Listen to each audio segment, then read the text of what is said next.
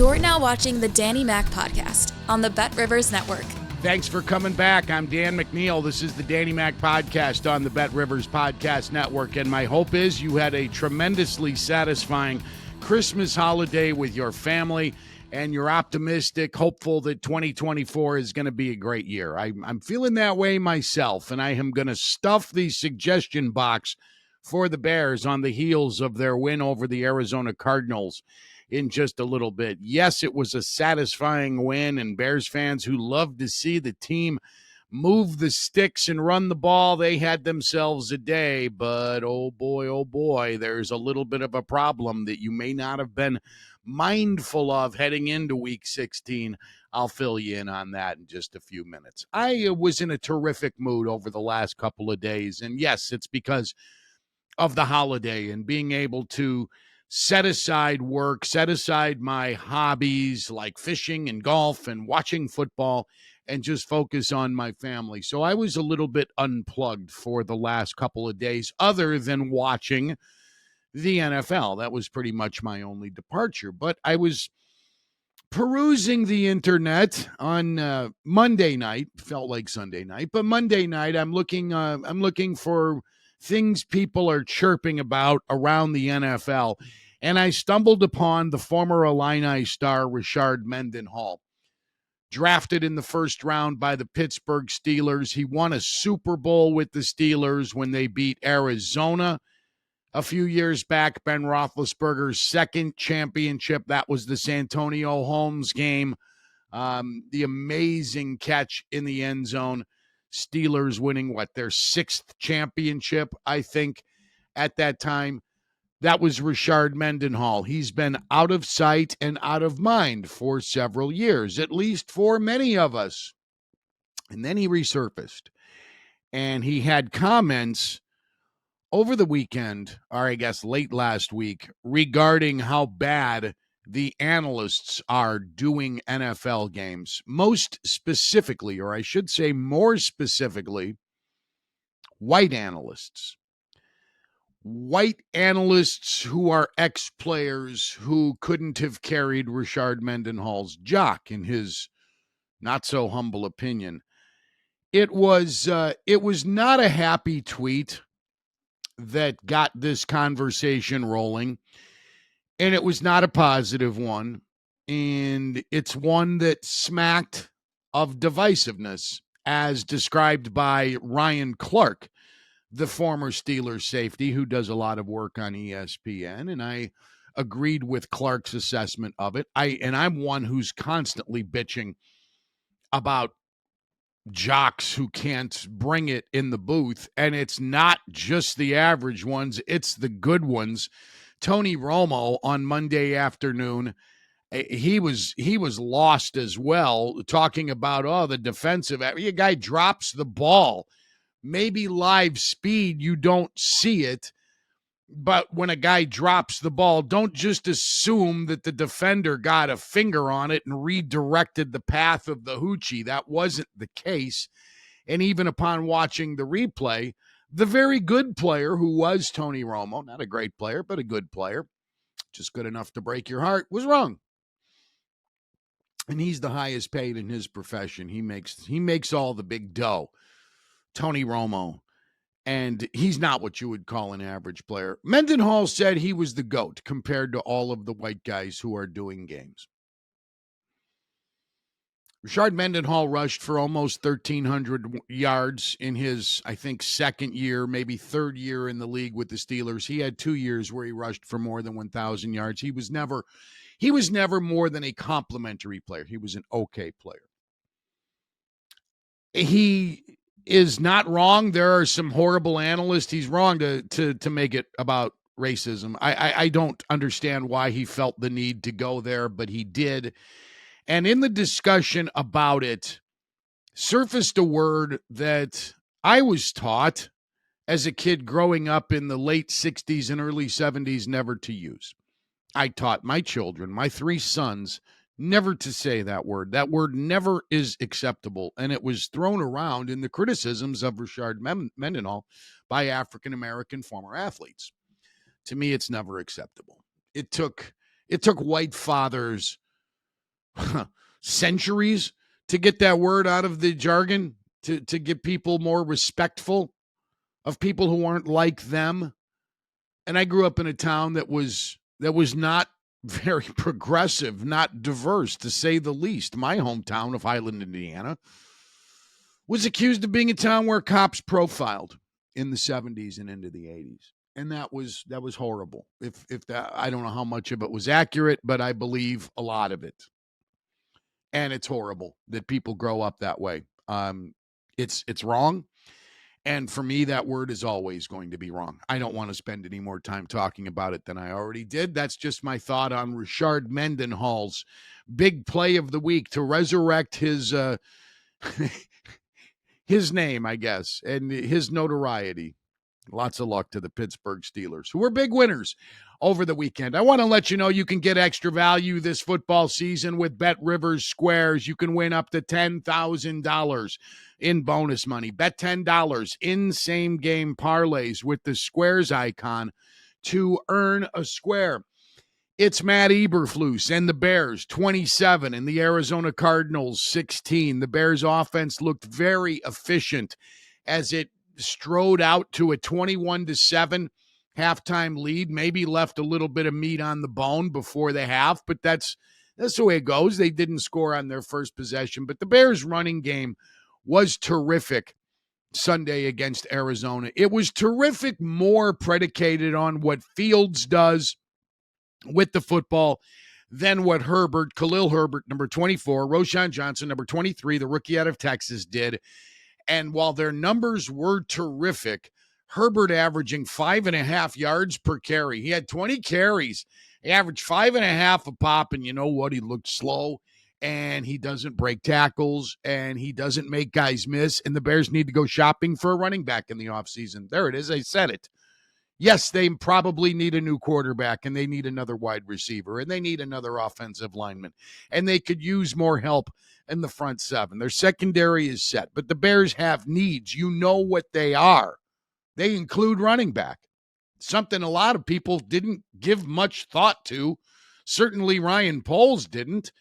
He decided to let David Montgomery walk, and while Montgomery's career as a Bear was not outstanding, he was a tough dude who always did what he was asked, whether it was running, catching, or blocking, and he gave you max effort, and he stayed healthy for the most part.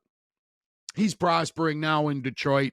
He's a better player than the Bears projected, unless they just don't value the position or knew in their heart of hearts it was going to wind up being Fields again, who spearheaded their running game, because that's what makes their running attack best.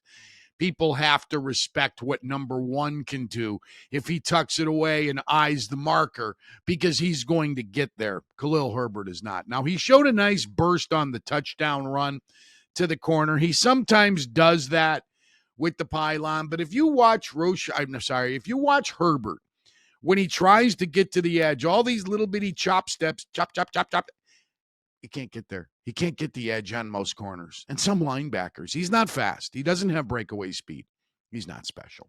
The Bears don't need to do this in the first round or second or maybe even the third, but they got to get better at running back next year. They sure as F do. Not good enough. Khalil Herbert, Roschon Johnson, he looks sluggish too. I was expecting more out of the rookie. I know he's a first-year player and a fourth-round draft pick, but he sat behind one of the best players in college football last year, the Big B train, and Atlanta's coming in this week. Bears 3-point favorites over the Falcons at Bet Rivers. Yeah, go ahead and lay the Bears again. They covered for you on Sunday with relative ease. I had the under in Bears, Arizona. I think it's 37.5. We've got it at 37.5 at Bet Rivers for Bears and Falcons. I'm going nowhere near that. Nowhere near the game, but I would be surprised if the Bears didn't run up yet another win, and it would be their 7th of the year heading into that date against the Packers to wrap it all up. Man, you didn't think we'd be here when they started 0-4. I sure didn't. No effing way, because they weren't getting to the quarterback. Well, Poles pulls off the trade for Montez Sweat, who didn't get there Sunday, but he got some really good pressures and at valuable times in the game. Justin Jones has been a really good player for the Bears. he gets a gold star for his effort. But the player of the game for me, and it's not the first time I've said this season, is Kyler Gordon. Number 6, your table is ready, dude. That guy flies all over the field. He is a physical tackler. He is one of the better Bears DBs against the run in a long, long time. I thought Kyle Fuller, number 23, was a really good tackler. This guy might be even better. And he's aggressive, and I love it when they bring him up to the line of scrimmage because he likes to get after it. Kyler Gordon led the Bears in tackles Sunday.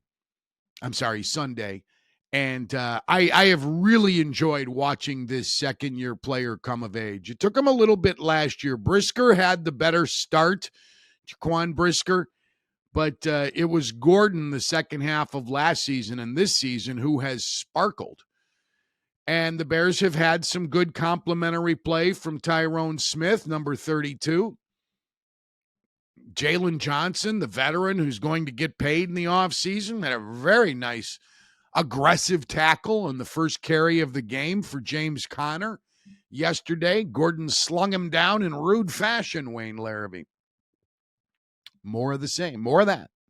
Give me more of that, fellas. I think Bears fans should be most pleased with the way the ball club performed. It did what it had to do. With Cole Kmet dinged up after a career best first half. God, he had 104 receiving yards in the first half, didn't he? I mean, he was terrific, but he got owied, and DJ Moore was not as effective after he kind of got banged up on the ankle, had a boot wrapped around the ankle and was getting ice for a while. He did return to the game, but wasn't very effective. So the Bears had to be creative, and they had to get the ball to Mercedes Lewis, the ageless wonder, as described by Kevin Kugler on Fox. Mark Sanchez, by the way. Does he count as one of those average? Is he a white guy, average white guy? I check with Richard Mendenhall. He might be Hispanic, so maybe that doesn't count. I don't know if we can criticize him. Anyway, Sanchez is awful. He's done 3 Bears games, I think, this year. I've hated his work every time. He puts less into it than Romo does. Give Richard Mendenhall that job. Just tell him to be nice and be kind to everybody. Where was I at here? I'm sorry. I'm all over the place today because I last night, Monday night, I was stunned by how easily the Ravens moved the chain against the 49ers. Maybe that's a little bit why I'm fuzzy this morning. It wasn't because I bet on San Francisco to win last night. What were they, 5.5 point favorites? It's just that I have fingered them to win it all once we get to Las Vegas in February. But John Harbaugh's Ravens just kicked their ass. They shelled them. Brock Purdy threw 3 first-half interceptions. 49ers are still the class of the league. I'll take the 49ers, and you can have the field.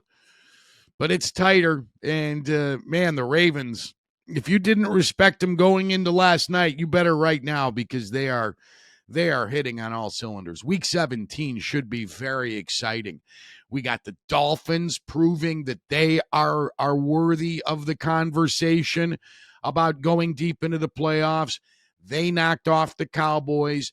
The Eagles showed they still, a little bit reeling, gave up that big lead against the Giants and almost peed that thing away. So it's getting very exciting as we hit the stretch run. And yes, there are a lot of teams who aren't very good.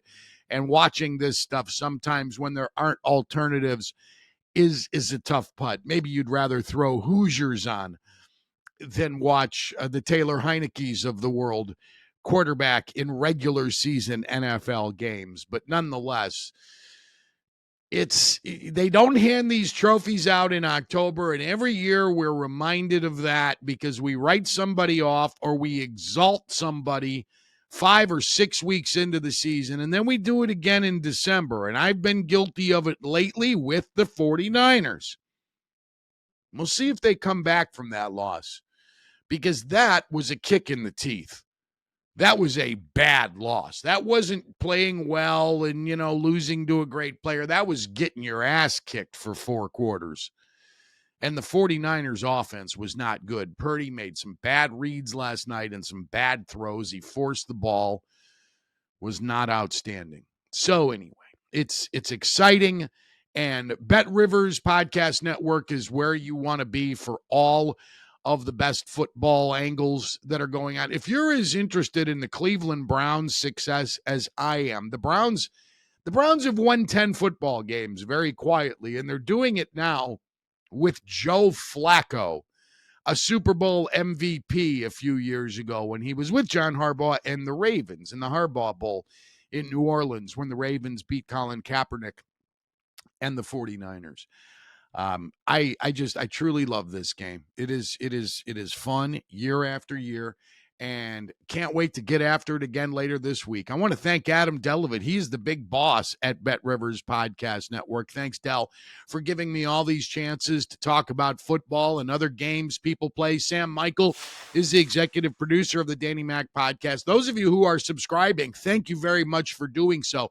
If you haven't, please subscribe. It only takes a second. Whether you do it on YouTube, where you could actually watch the show and watch the interviews, get some B-roll, get some stats maybe every now and again, or you do it on Spotify, wherever you get it. App, doesn't matter. Just please subscribe. Click that little button. And thanking Randy Merkin, Alex Pastor, and Troy Mocker for all of their help with the podcast. Talk again in a couple of days. I'm Dan McNeil, and this is the Danny Mac Podcast.